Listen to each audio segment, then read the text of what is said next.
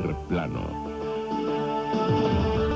Moderador y director, Marcel Granier.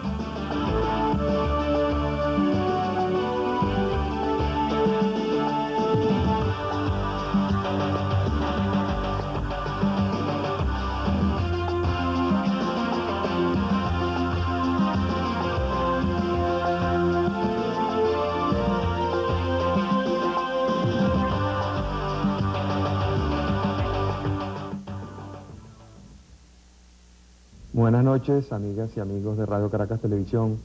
Una vez más nos encontramos en el despacho presidencial en el Palacio de Miraflores para conversar con el presidente de la República, doctor Ramón J. Velázquez. Doctor Velázquez, Venezuela acaba de cumplir un proceso extraordinario. De muchas cosas podemos sentirnos orgullosos los venezolanos a lo largo de nuestra historia, y uno de esos episodios creo que va a ser este que culmina con su designación para la presidencia de la República. En los últimos meses hemos visto una revitalización de una serie de instituciones fundamentales de la República, como es el caso de la Fiscalía General de la República, el caso de la Corte Suprema de Justicia, el Congreso Nacional, la propia Presidencia de la República, donde hemos visto cómo estas transiciones que han ocurrido en los últimos 15 días se han ejecutado de acuerdo a la ley, de acuerdo a la razón, con sensatez, con buen juicio. Sin embargo, todo el mundo está de acuerdo en que el cargo que usted viene de aceptar es el más difícil que le puede tocar a venezolano alguno en estos momentos y probablemente a venezolano alguno en este siglo. ¿Qué lo llevó a usted a aceptar la presidencia de la República en este momento? Buenas noches, Marcel.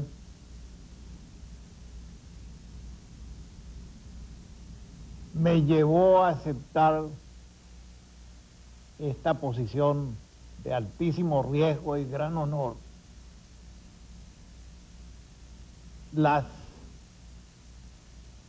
mi experiencia de la vida histórica venezolana, mi voluntad de servicio. Esa pregunta me da oportunidad para decirle a la nación que no busqué esta dignidad, y cuando llegaron a plantearme la posibilidad de que fuera candidato de los partidos Acción Democrática y Social Cristiano Copey, les pedí que lo pensaran después de haberle dado mis razones. ¿Cuáles eran esas razones? Consideraba que tenía que ser un venezolano que, además del conocimiento de la historia, que además de poder aportar una vida sin sombras, de trabajo y de responsabilidad, era mi criterio, ser experto en determinadas disciplinas, dadas las características fundamentales de la crisis. Les advertí además que debía ser un hombre que por su edad pudiera estar en ese ejercicio que debe ser el cargo en estos momentos, de jornada sin término, de mente abierta y de decisiones rápidas. Mi vocación de investigador, mis disciplinas humanísticas, en donde se cultiva mucho la duda y la reflexión, que es duda, podía empezar porque yo entiendo que el jefe de Estado debe informarse, debe consultar, pero tiene la responsabilidad de la decisión. Me alegaron otras razones y vi que entre ellas había una preocupante, que personalidades muy distinguidas, no solamente las que han figurado allí, tuvieron cada uno una excusa diferente frente a la invitación a ejercer este cargo. Razones: no querían, comprendían las dimensiones tormentosas de la crisis. Querían que el país se salvara y que la democracia no corriera riesgo, pero tenían algún compromiso con sus clientes, con universidades del exterior, con su propio deseo de no entromezclarse en estas cosas para no ser de pronto pasto de las informaciones periodísticas, gentes que han amasado fortunas muy honorables y que de pronto se les fuera a decir que cuanto hacen es producto de su paso por la administración pública. Ese temor muy respetable llevó a que fuera cada vez más reducido el número de personas que admitieran siquiera la posibilidad de discutir esta candidatura. Como yo soy un hombre que no tengo planes políticos hacia el futuro, hace apenas mes y medio, la gente de mi región del Táchira, el secretario general de Acción Democrática regional, Orlando Carrero, y un grupo de independientes vino a ofrecerme el renglón principal en la lista de senadores por el país. Le dije entonces que mi deber era retirarme para darle oportunidad a las nuevas personalidades tachirenses, a las figuras que se han forjado en estos 30 años, para que vinieran a defender la región, los intereses de su provincia en el seno del Parlamento. Que mi contribución en esta ocasión debía ser abrir campo. Esa es mi posición, y es mi posición actual. No tengo proyectos hacia el futuro en el sentido de la figuración política, menos partidista. Acepté por dos razones. Primero, la responsabilidad que uno tiene con su país y con la democracia. Y segundo, porque al unísono, Alfaro Ucero y José Curiel, Pedro Parín Montesinos e Hilarión Cardoso me dijeron que ambos gobiernos, ambos partidos no querían participar en este gobierno. Van a la lucha electoral los dos. Es más, que no querían la figuración de ningún militante de partido, de uno y otro, en el seno del gabinete o de las altas posiciones.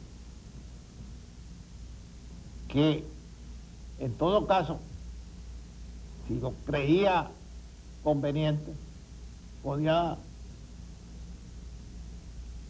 escoger algún independiente que simpatizara con una u otra corriente, pero que en cuanto a la responsabilidad del rumbo y a la integración del gabinete, ellos querían,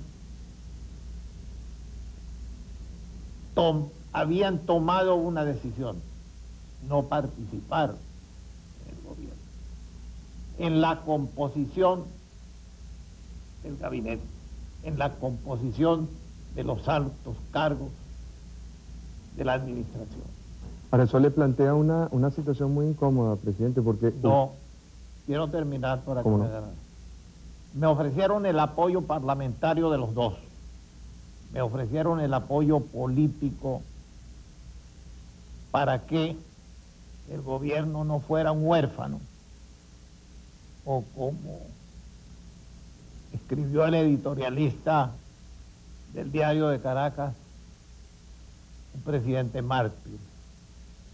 Sí, todos los razonamientos de ese editorial los puse sobre la mesa, y esa es la carga que tiene quien ejerza esta responsabilidad. Pero bueno, la mayoría parlamentaria para las decisiones que se tomen las ofrecieron como apoyo, e igual que el respaldo político a las acciones lo mantendrían. Usted contestó en parte la pregunta que le iba a hacer.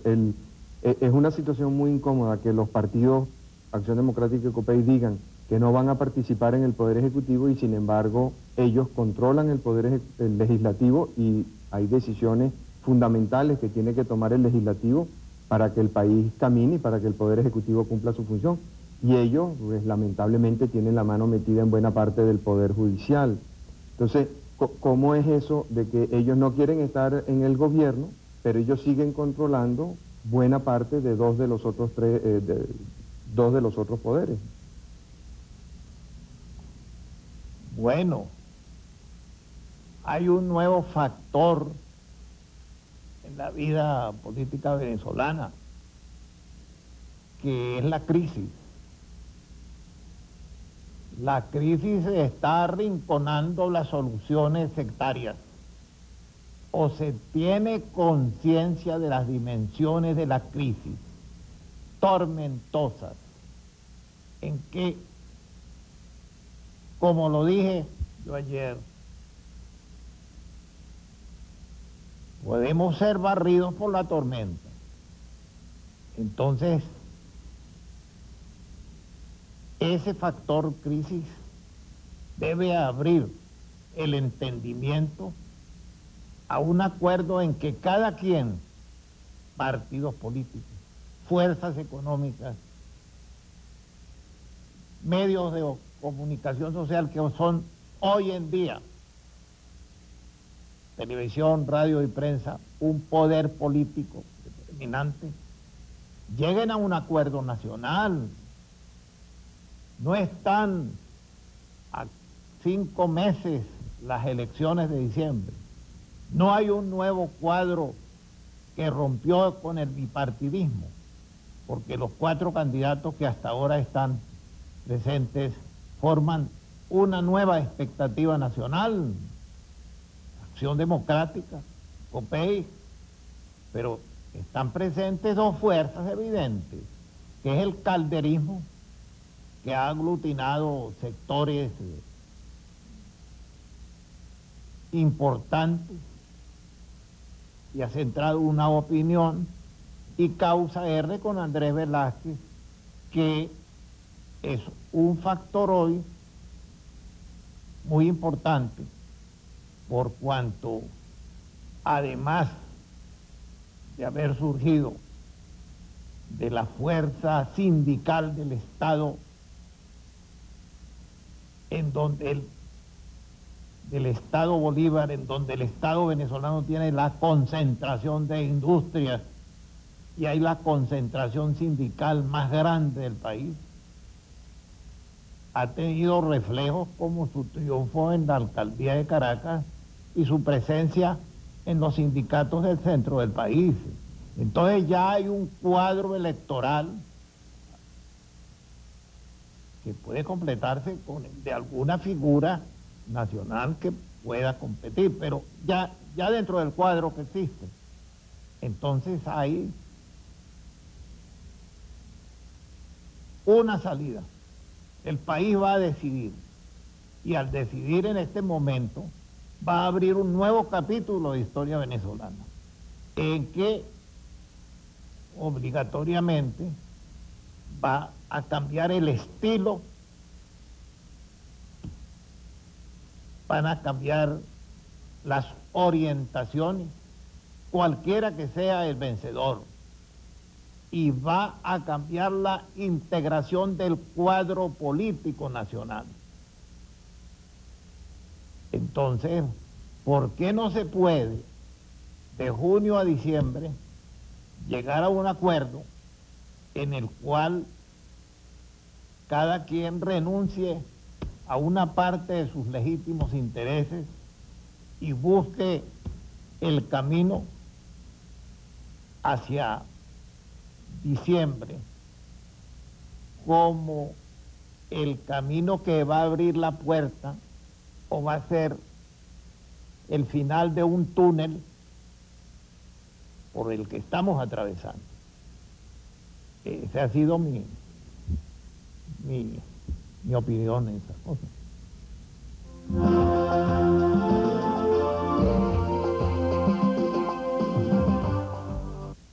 En esas conversaciones con los partidos que llevan a su aceptación del cargo, ¿cuál es el apoyo que ellos le van a dar? O sea, cuando ellos le dicen que puede contar con ellos en el Congreso, ¿qué quiere decir eso exactamente? ¿A qué se comprometieron los partidos con el presidente Velasco? Se comprometieron, por una parte,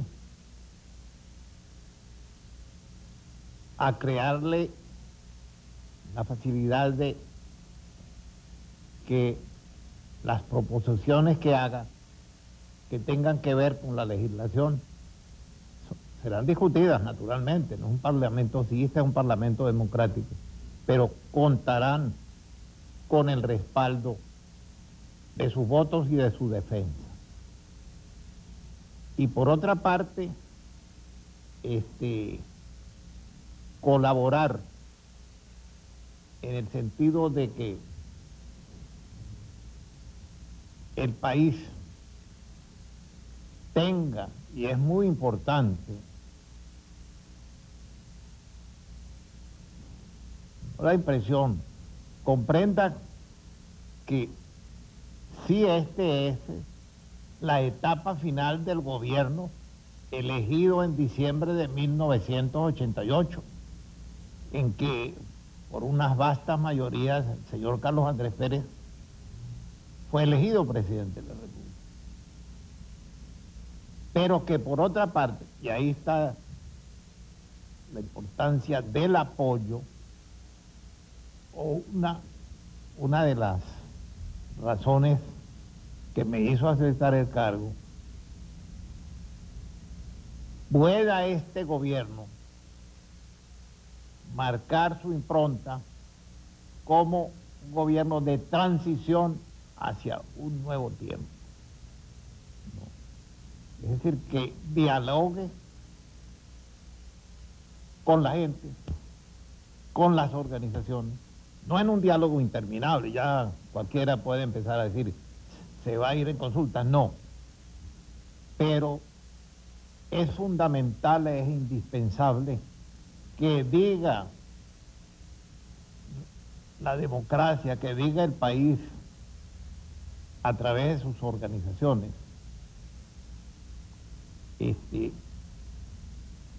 cuál es su diagnóstico del conflicto y cuál puede ser su aporte a la solución.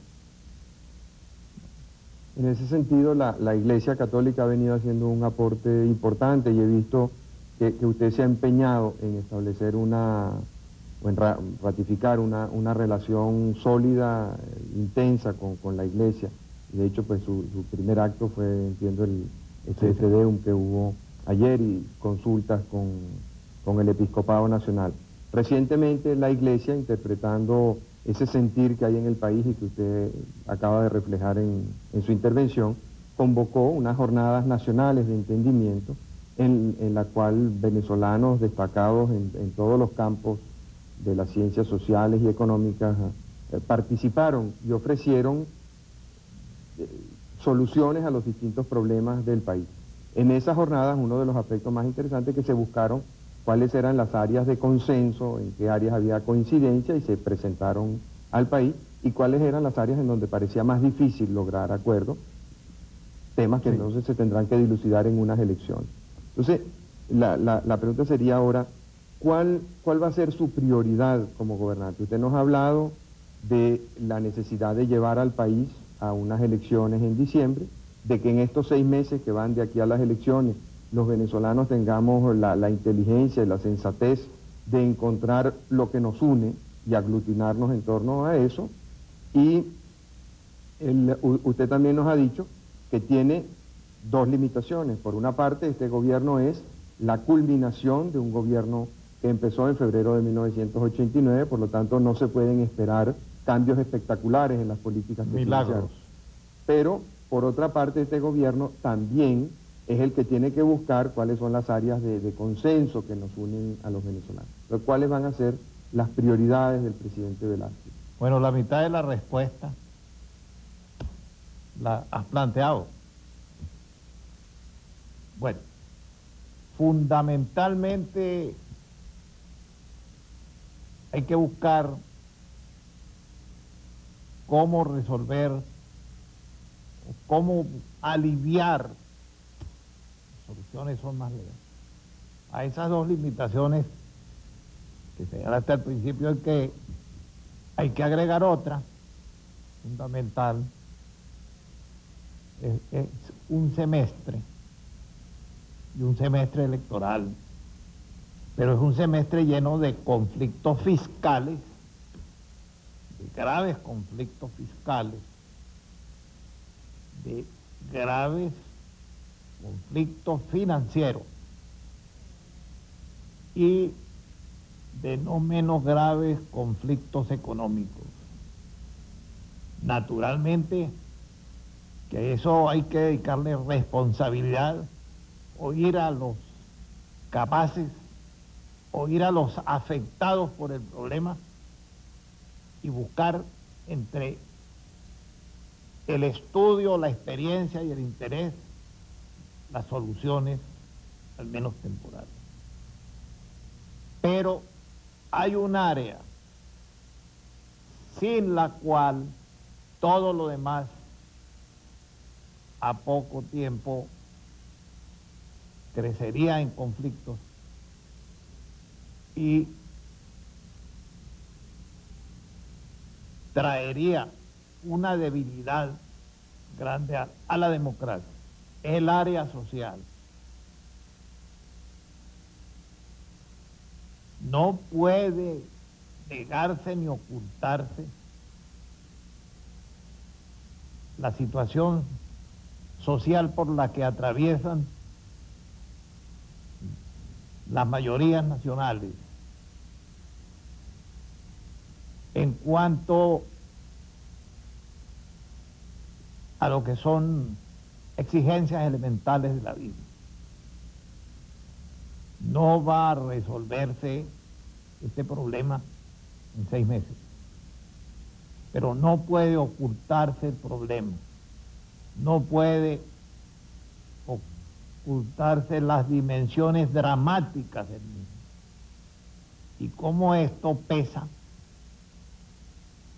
como factor de desequilibrio en todas las otras soluciones.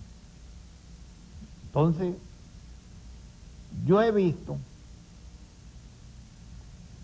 que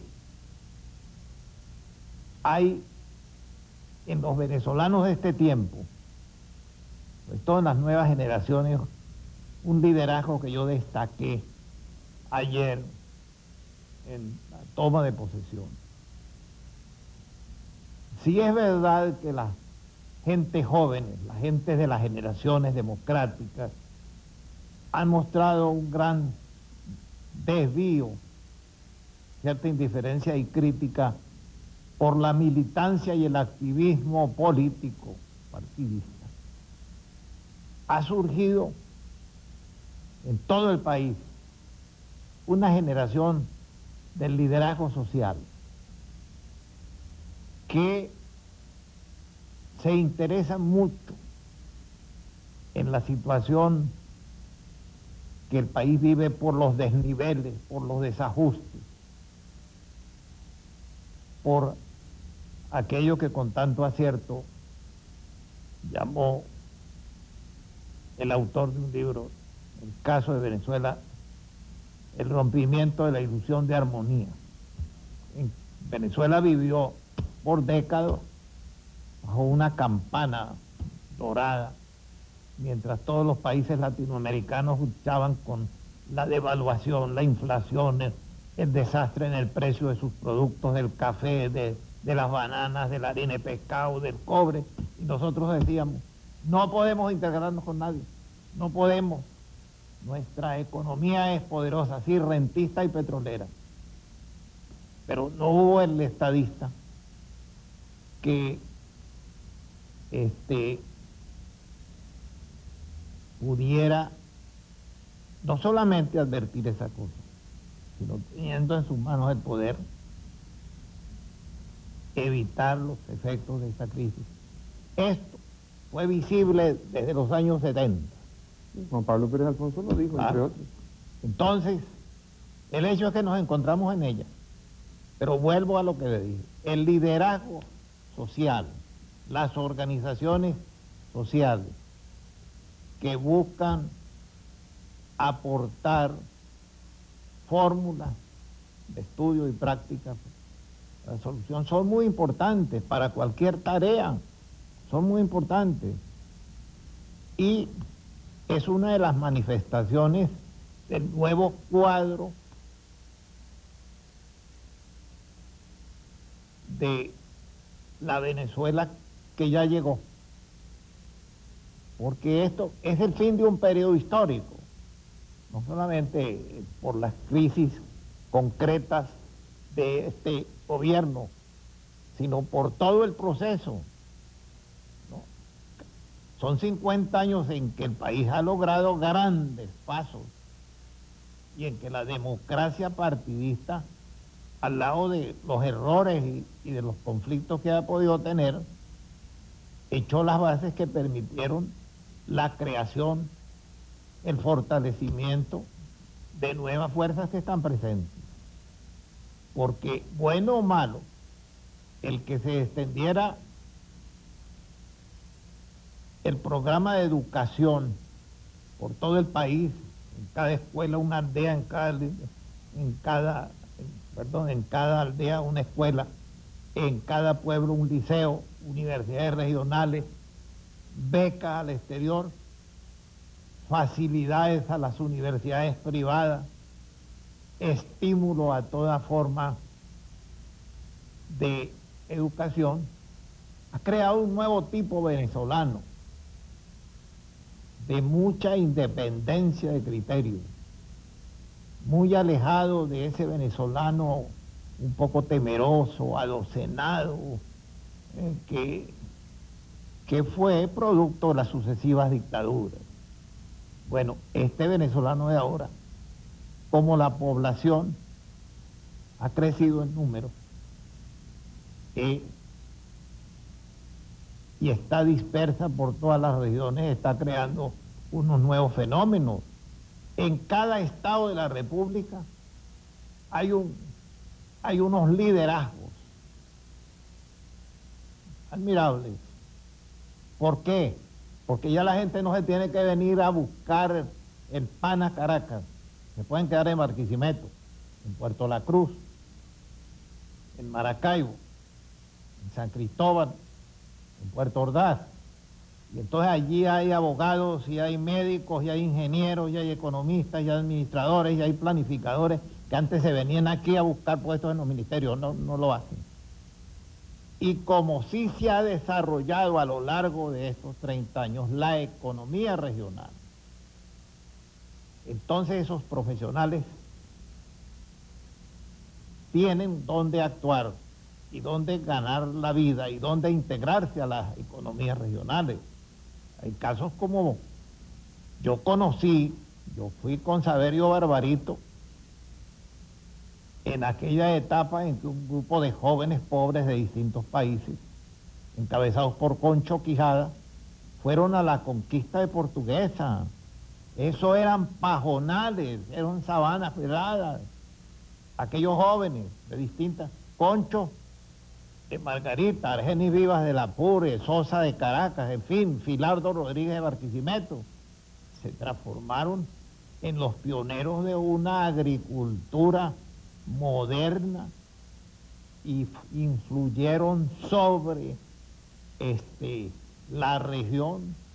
Y hoy el agricultor venezolano no es el analfabeto, no, es un hombre que sabe de semillas y sabe de producción y sabe negociar con la agroindustria y sabe de los precios en la bolsa de Nueva York.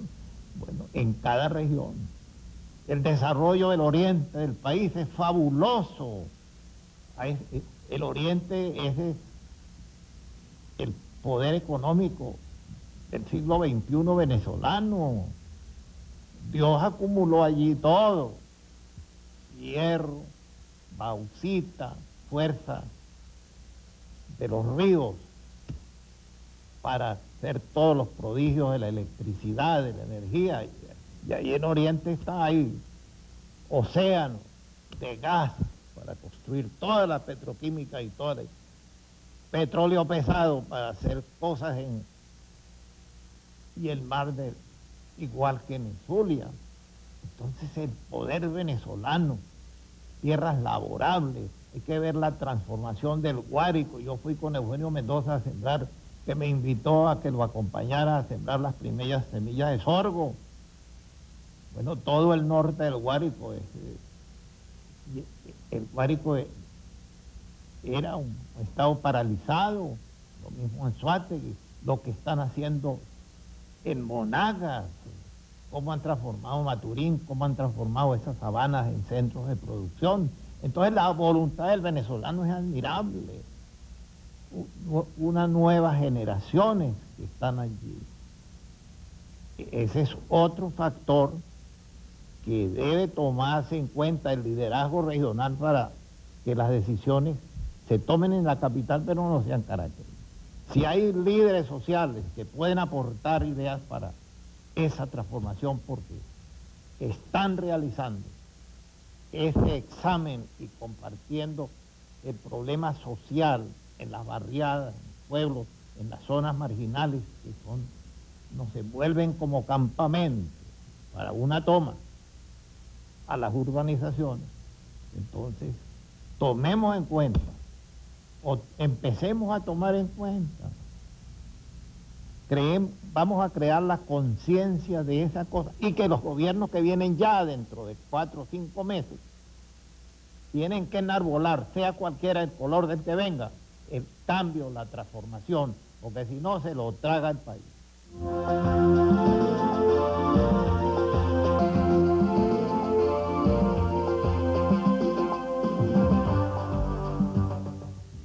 Presidente, usted acaba de plantear 3 temas en los cuales se evidencian de una manera muy clara los conflictos a los que usted hacía referencia hace un momento. En primer lugar, el tema del problema social de Venezuela. Y ahí vemos cómo al inicio de este gobierno se inició un trabajo importante, fundamentalmente a través de los ministerios que dirigían Marisela Padrón y Gustavo Rosen, para hacer un diagnóstico de ese problema social, y se fueron diseñando una serie de planes para atacar esas desigualdades. Ese programa luego ha sido continuado bajo la dirección de Teresa Albano.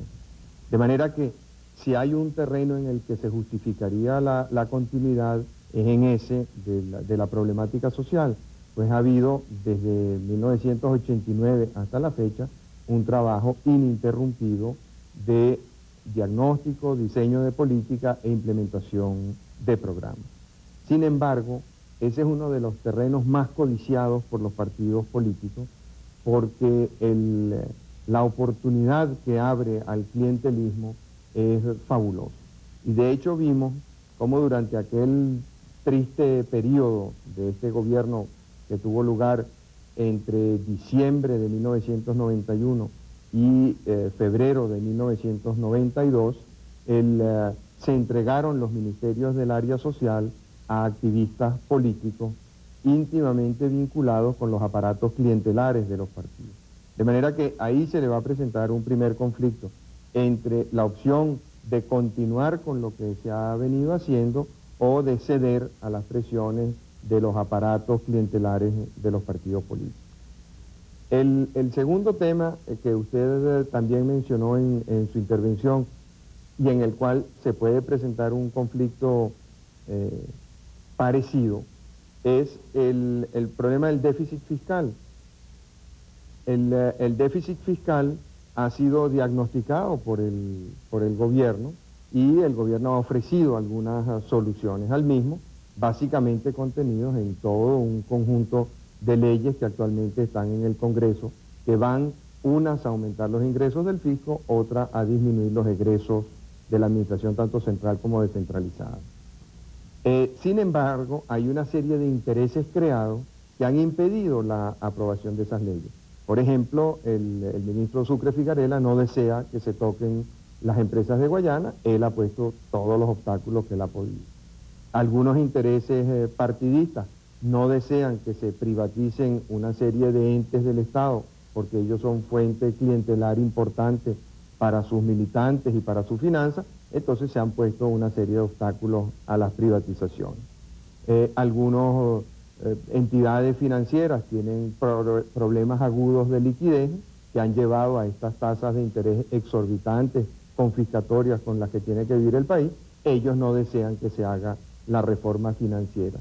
Y así pues podríamos hacer una larga enumeración de todos los sectores que, aunque reconocen que el déficit fiscal es el problema tal vez más inmediato y más grave que tiene el país en este momento, sin embargo cada uno pues tiene su pequeña cuota que no desea que le toque. Y de manera que ahí también va a tener que luchar con unos diagnósticos y unas soluciones ya propuestas, y por otra parte va a tener que enfrentar todos esos intereses clientelares y partidistas que han impedido que hasta la fecha se apruebe pues todo ese paquete de leyes que va desde toda la reforma del sistema fiscal de la industria petrolera, la reforma de la ley de privatización y el aceleramiento de esos programas, la reforma fiscal, la reforma financiera, la reforma bancaria, etc. El tercer campo que usted también señala, donde uno también ve claramente que se va a producir ese conflicto, es en el de la regionalización y la descentralización. El país evidentemente, por razones que tal vez se explican en la historia o en los fracasos recientes, en lo que uno quiera, el país clama por una creciente, por un aumento en la responsabilidad de cada región, por un proceso de descentralización. La mayoría de los venezolanos creemos que cada región está en mejor capacidad de entender y comprender sus problemas y de esa manera diseñar sus soluciones de lo que lo puede hacer la administración central. Sin embargo, ahí vemos también una serie de intereses que se oponen a ello.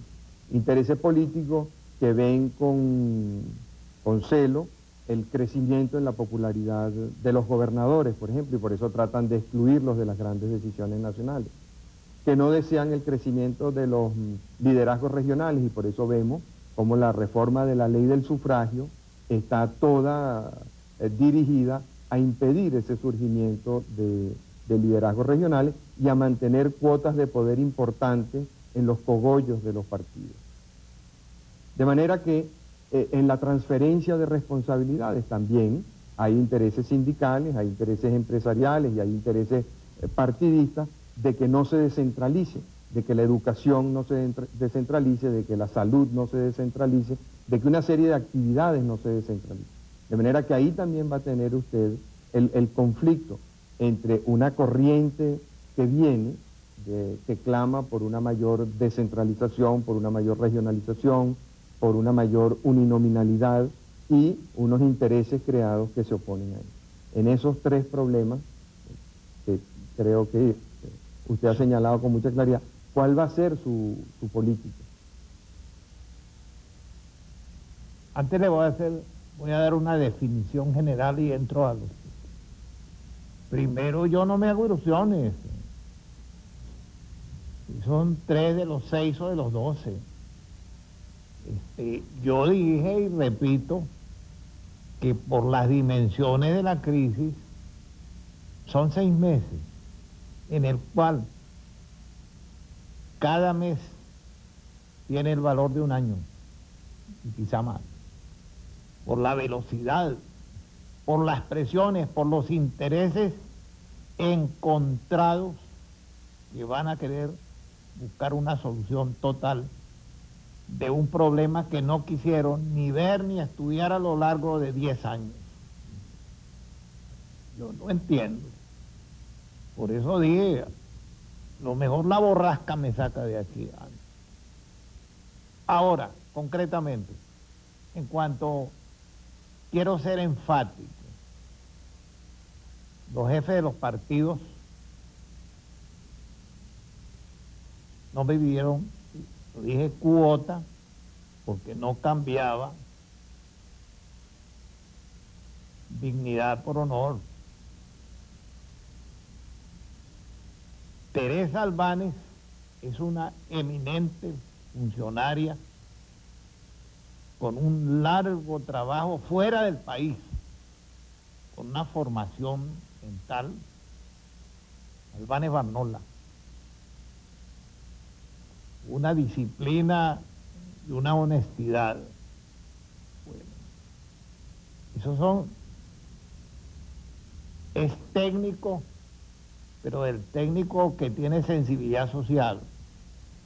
No, yo lo dije, vamos a hacer las correcciones sin violencia, vamos a aportar a ese sector todo lo contrario, gente experta, gente que conoce el problema, esa gente que ha estado en las jornadas de reflexión, porque pasa lo siguiente, yo lo conozco mucho, dentro de esta estructura el pobre ministro no tiene tiempo para nada, porque primero esos hábitos administrativos que la reforma no ha podido desterrar, lo obligan a pasar horas enteras firmando y a veces se complica porque no tiene tiempo ni de ver cuáles son las órdenes.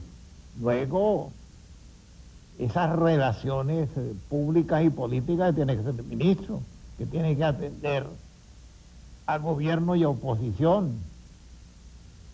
Y luego las invitaciones sociales que forman parte de sus relaciones, que le copan el resto del tiempo. Entonces, al lado del ministro debe haber un equipo de reflexión y de proposiciones que lo ayuden en ese trabajo, que lo asistan sin que se vaya a diluir su responsabilidad, sin que se vaya a decir, no, ahora se lo pasaron haciendo estudios, como si no hubiera una biblioteca de estudios. No ese es el sentido de un consejo permanente, pero como diría una vez el conde Romanones dijo, le pregunté a un reportero, definitivo, y él va a salir del paso, dijo, definitivo por ahora. Sí, un consejo permanente para 6 meses, sí. Pero ¿por qué? Yo se lo decía a Rosita Calvera ayer, hay un servicio militar obligatorio, que por cierto no cumplen aquí sino la gente de menores recursos, a diferencia de los demás países del mundo. Hay 2 años sabáticos en que el profesor se va a descansar a Europa. ¿Por qué no se hace aquí un servicio civil obligatorio? Es decir, yo no puedo ser ministro porque mis negocios me lo impiden. Yo no puedo ser ministro porque el riesgo político no lo quiero correr. Yo no quiero ser ministro porque van a decir que lo que yo tengo me lo robé. Bueno, entonces aporte por un semestre unas cuantas horas para reflexionar, para opinar.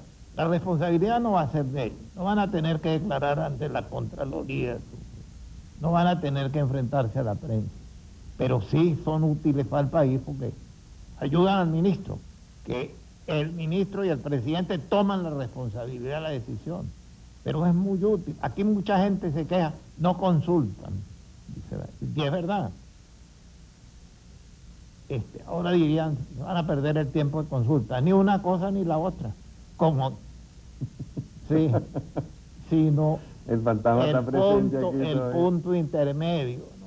El punto intermedio, la consulta y la decisión, la consulta y la decisión, porque yo lo veo, es que la dimensión de los problemas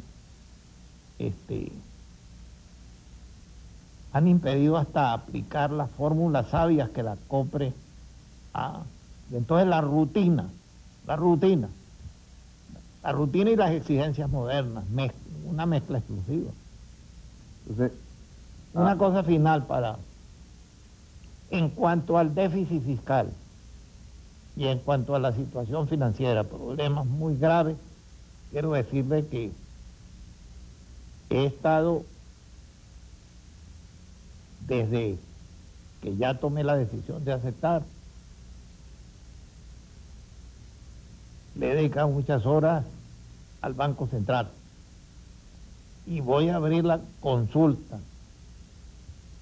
con quienes son los representativos en el país de esos sectores, tanto en ciencia como en experiencia. Y por eso dije, un mensaje a la nación sobre estos aspectos, fiscal, financiero y económico, no lo hice ayer y no lo voy a hacer sino a comienzos de la próxima semana. Ahora, en cuanto al último de los tres temas, la regionalización. Bueno, yo fui el primer presidente de la Comisión de la Reforma del Estado y recorrí el país 2 veces planteando la necesidad de la descentralización. Y fui junto con Pedro Pablo Aguilar y Pompeyo Márquez los que presentamos al Congreso el proyecto de ley de elección directa de los gobernadores.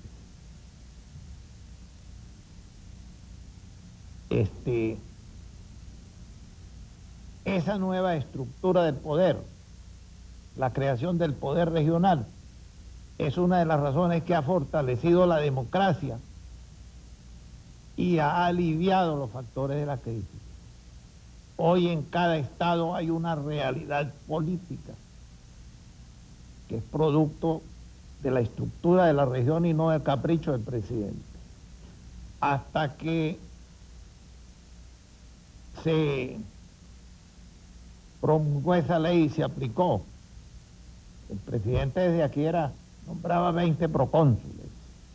Tú vas para Sucre, tú vas para el Táchira, tú vas para el Falcón.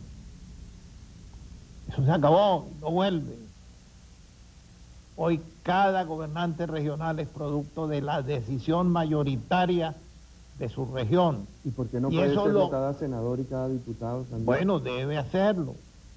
Yo soy partidario de la uninominalidad. Ahora depende de las decisiones del Parlamento. Pero volviendo a la actualidad del poder regional, hay que descentralizarlo. Hay que descentralizarlo. Yo he conversado con los gobernadores. Es que la descentralización del poder es una forma de afianzamiento de la democracia.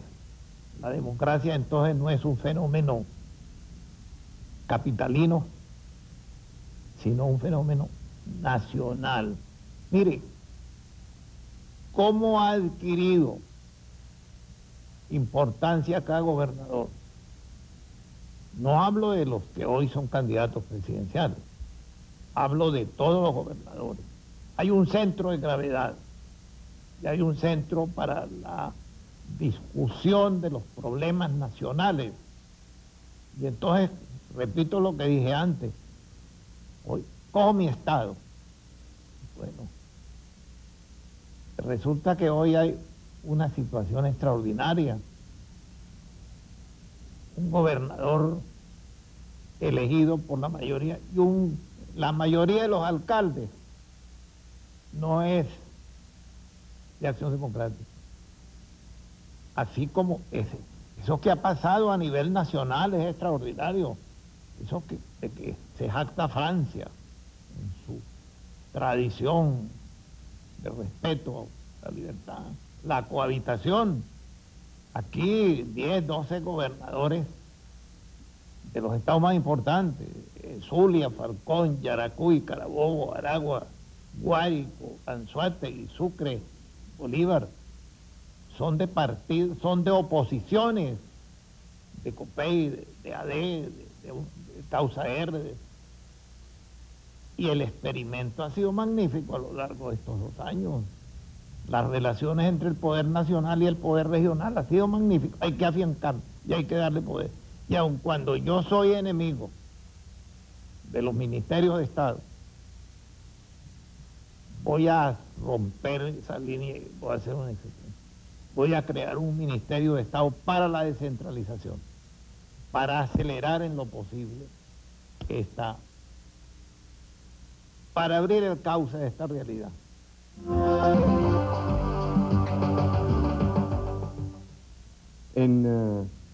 Por sus respuestas a estos 3 temas, siento que va a haber bastante continuidad, por lo menos en estos temas, y yo creo que eso debe traerle mucha tranquilidad al país. Sin embargo, a lo largo del programa y de sus respuestas a estos 3 temas, queda claro que los partidos no van a estar metidos dentro del gobierno. Y como la democracia venezolana es fundamentalmente un régimen de partidos, yo quisiera preguntarle entonces, ¿con qué apoyo va a contar usted si no cuenta con el apoyo de los partidos políticos? Bueno, no quieren intervenir en la constitución del gobierno ni en los lineamientos, pero han ofrecido apoyo parlamentario y apoyo a las decisiones. Yo creo que esa promesa tiene que hacerse realidad dentro de estas nuevas circunstancias, porque de lo contrario sería absurdo. Propiciaron esta solución y la sueltan en el aire. No. Pero yo voy a hablar con los partidos políticos, todos.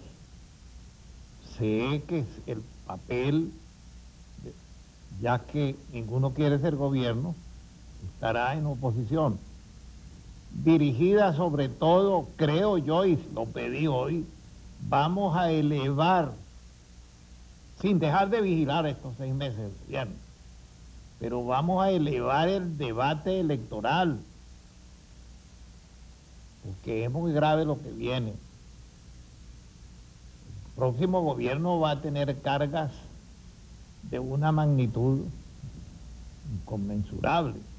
Entonces, aprovechemos estos meses en cuanto al debate en el cual el gobierno no debe intervenir, en que sea útil, en que sea constructivo, en que no es que se caiga ni en literaturas, ni en estudios de analistas, de politólogos, no, el debate. Pero el debate sobre los temas nacionales, no tanto sobre el dime y direte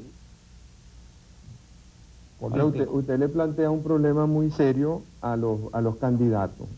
Hasta ahora los 4 candidatos han basado su campaña en criticar al gobierno y a toda la gestión del gobierno, y en criticar al presidente y a todas sus actuaciones y su vida personal y sus amigos. Y ahora llega a la presidencia Ramón J. Velázquez. ¿Qué van a hacer ellos? O sea, se les ha acabado la fuente principal de inspiración de su campaña electoral. Entonces los 4 van a estar ahora así como cuerpo sin alma.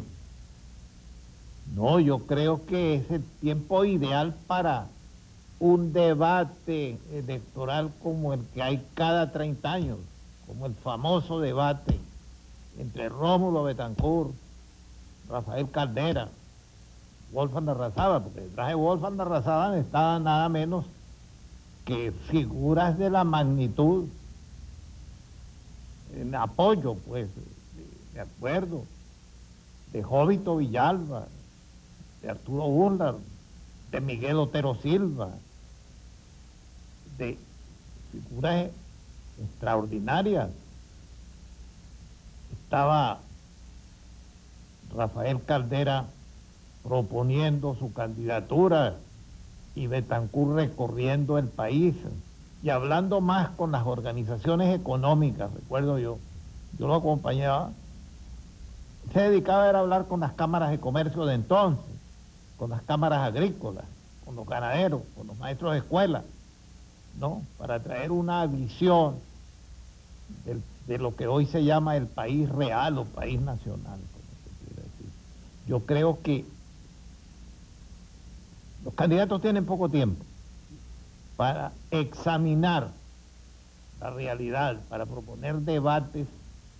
Vuelvo a repetir, eso no es paja, como dice, eso no es teoría, eso es el examen dramático, radiográfico de la situación venezolana, porque es de tales dimensiones y es que ahora afecta a todos el problema, porque cuando el petróleo, la renta petrolera, a través no solamente de los sueldos y salarios de los empleados públicos, de los obreros al servicio del Estado, sino todo el país vivía bajo ese riego fecundo del dinero petrolero a través del presupuesto, era muy fácil todo. Pero ahora no, porque ahora el Estado es deudor. Y por otra parte, la población a través del costo de la vida, de la devaluación, siente que el gobierno en parte debe defenderlo, ¿no? Y entonces la participación y la vigilancia de los 20 millones de venezolanos sobre el que va a ser jefe del Estado es mayor, como hoy vigilan al ministro y al gobernador. Antes no se ocupaban de eso, hoy sí. Por una parte, por la conciencia crítica que ha adquirido el venezolano. El venezolano de hoy es conscientemente demócrata. Y por otra parte, porque las necesidades sociales de que está rodeado lo obligan a ver qué es lo que está pasando. Eso lo obliga a tomar una posición que nunca existió en Venezuela. Y entonces los candidatos presidenciales deben orientar el debate. Por último, creo yo que no es que van a sustituir, pero las organizaciones que representan a las fuerzas económicas, a las fuerzas sociales, a la iglesia, debe consultarlas permanentemente el gobierno para saber si va en buena dirección, qué puede hacer. Y por último, los gobernadores de Estado. Y más allá de gobernadores de Estado, más allá de candidatos presidenciales, más allá de esas organizaciones económicas, las que representan a las universidades, yo voy a consultar a los medios de comunicación social, porque dentro de la nueva estructura del poder venezolano, los medios de comunicación social, eso, más la radiodifusión y la prensa, tienen el poder que están perdiendo los partidos, tienen el poder que están perdiendo otras formas de control y orientación. El poder de los medios de comunicación es uno de los fenómenos del mundo moderno, así como en la repetida frase de McLuhan con que tanto mundo se defiende, la aldea global. En esa aldea que creó la televisión y los otros medios de comunicación, pero en circuito cerrado, porque se retroalimentan, prensa, la televisión, bueno, existe un poder Ustedes orientan o desorientan. Ustedes ayudan o destruyen. Y como los partidos políticos no han tomado cuenta de ese cambio universal de conducta de las sociedades y de la aparición de esos nuevos poderes, entonces, cuando llegan al gobierno, utilizan los medios, más nada, la pantalla chica, es decir, 4 cosas. Pero los medios de comunicación tienen que tener conciencia del poder constructivo o destructivo, del poder orientador o del poder disolvente. No puede hoy pensarse en hacer ninguna política sin llegar a un acuerdo con los medios de comunicación, porque ese es el instrumento de la democracia, porque ese mensaje llega a 7, a 8, a 20 millones de venezolanos que no tienen otra manera de informarse en la remota Amazonas, en el Zulia, en el Táchira, de lo que pasa en la capital de la aldea que es Venezuela. Entonces yo le concedo a todas esas nuevas formas de organización, gobernadores de Estado, organizaciones de la sociedad civil, del país nacional y fundamentalmente a los medios. Porque le voy a decir, la democracia venezolana tiene un piso excelente. Siendo el último país que en este siglo llegó al ejercicio del poder democrático. Porque es verdad que López Contreras y Medina son gobernantes admirables que tuvieron conciencia del cambio, porque no tenían obligaciones, emergía el primero de una dictadura, pero tuvo tanta conciencia que transformó ese año 36 en el año en que comienza el nuevo país. Hay que pensar lo que significó para López Contreras un ejército gomecista intacto. No había ninguna forma de organización. Los líderes que llegaban, Betancur, Villalba, Gustavo Machado, Salvador de la Plaza, Felipe Hernández en el Zulia, Balmores Rodríguez, eran desconocidos para Venezuela. El venezolano, producto de sucesivas dictaduras, temeroso, lleno de miedo, hasta del policía. Bueno, no había otra forma de organización que el ejército y la iglesia, más nada.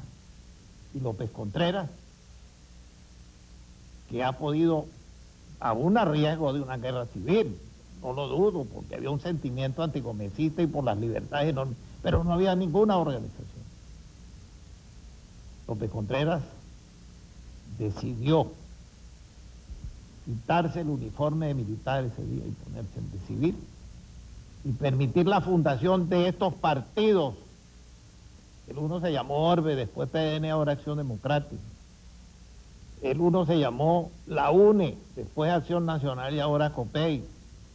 El otro se llamó PRP, que eran las organizaciones marxistas, después Acción Municipal y Unión Municipal, Unión Popular y después Partido Comunista, que era la izquierda marxista. Es decir, la composición del país político que ha sido vigente en estos 50 años se abrió en el momento en que López Contreras llegó a ese siglo. Y en menos de 6 meses, los que eran miembros de la Junta de Liberación de la Revolución de Delgado Chalbó, Rufino Blanco, José Rafael Pocaterra, Santos Domínguez, Alberto Esmida, Hermógenes Rivero, a los 6 meses de muerto el general Gómez estaban aquí como miembros del Consejo de Ministros, al lado de Juventudes Promisorias, Arturo Usla, Alberto Adrián, Amenodoro Rangel Lamus, Tulio Chozoni, Manuel Egaña, que era una generación intacta, con una formación excelente, con una mentalidad que permitió que con el aporte de una personalidad formada en Europa durante 30 años, Diógenes Escalante, orientaran el país hacia el programa de febrero. Primera vez que el Estado venezolano dice hay miseria, hay enfermedad, analfabetismo, vamos a hacer, ¿no? Y entonces en 6 meses se promulgó la primera ley de trabajo, antes de que existieran, tal vez un error, antes de que existieran las organizaciones sindicales. Preaviso, antigüedad, cesantía, reparto de utilidades, trabajo de menores, trabajo de mujer casada, y creó inmediatamente tribunales de trabajo, comisionadurías de trabajo, y trajo las misiones pedagógicas para que crearan la nueva realidad educativa a través del Instituto Pedagógico Nacional. Y sobre todo, aquella batalla de la salud, encabezada por Enrique Tejera, con Arnoldo Gabaldón contra el paludismo, Baldó contra la tuberculosis, Pastor Oropesa contra la gastroenteritis, Leopoldo García Maldonado y Castillo Plaza por la estructura sanitaria nacional. Eso no puede olvidarse. Pero la democracia empieza. Si la democracia se traduce por el voto, la primera elección fue frustrada, Rómulo Gallego, pero viene después este periodo de 34 años. Ahora el venezolano, de hoy, lleno de conflictos, tiene una afirmación, una voluntad, afirmación que se traduce. Hemos tenido la crisis más grave de cualquier país, la actuación del fiscal, la actuación de la Corte Suprema de Justicia, la actuación del Congreso, rematada en esta elección, y el país ha entendido el proceso. Otro país levantisco, un país sin esta convicción democrática, pero cuando estaba el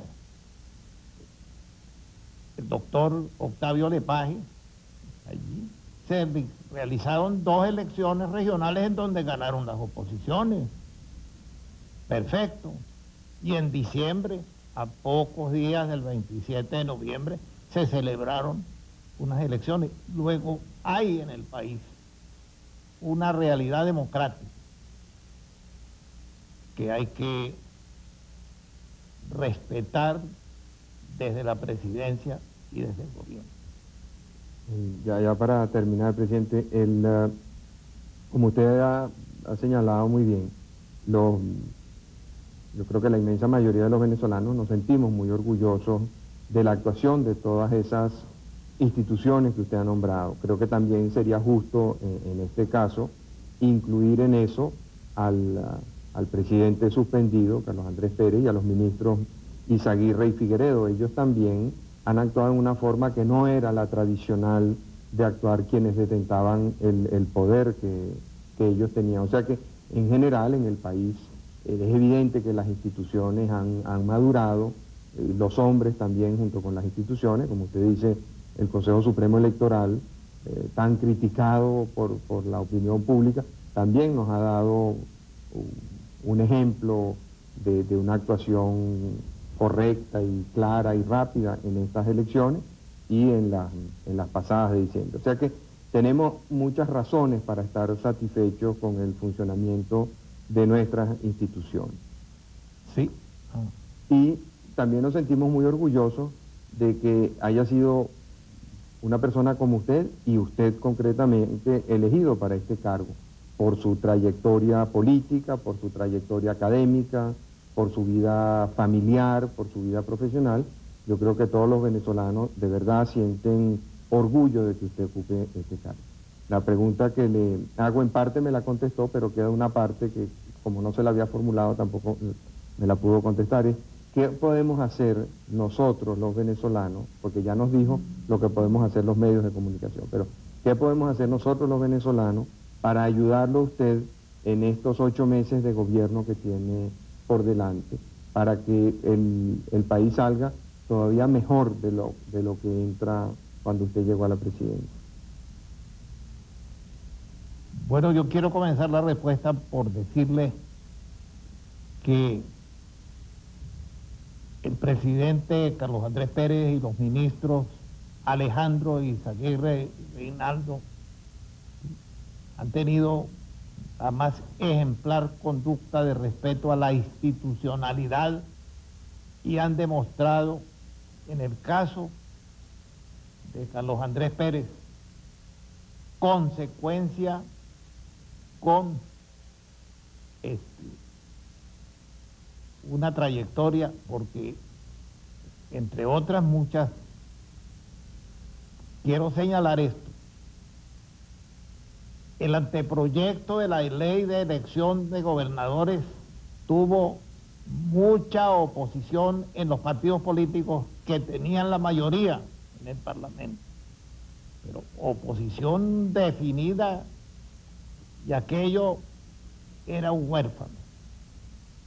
Hasta que yo hablamos con él un grupo de la Comisión de la Reforma, y fue el que propició una reunión con los otros candidatos presidenciales para llegar a una firma de un pacto que se llamó el Pacto de la Reforma, que rompió todas las públicas y soterradas oposiciones a esa ley que considero yo la ley que cambió el escenario político en el siglo. Y ahora su acatamiento a las decisiones de la Corte y del Congreso de la República. En cuanto al doctor Alejandro Izaguirre y al doctor Reinaldo Figueredo, sus actuaciones como parlamentarios para facilitar que se cumpliera tanto la solicitud de la Corte Suprema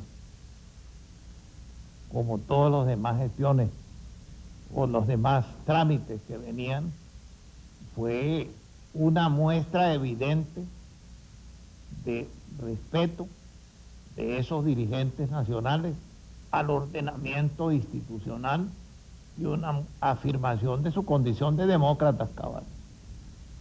Ahora, ¿qué podemos hacer todos?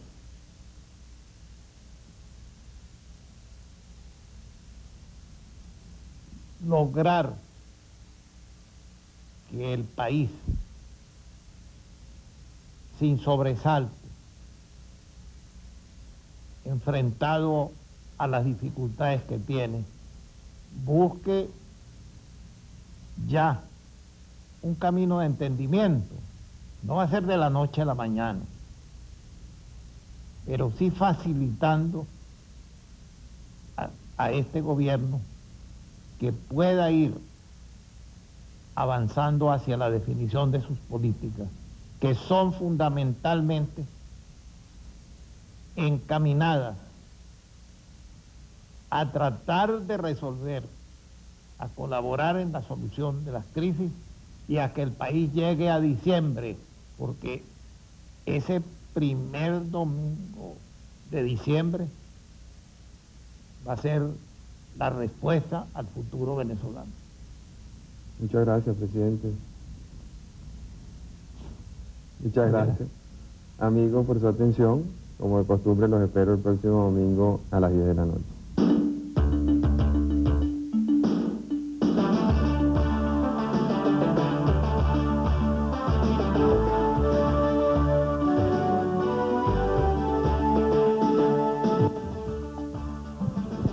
A continuación, clásicos.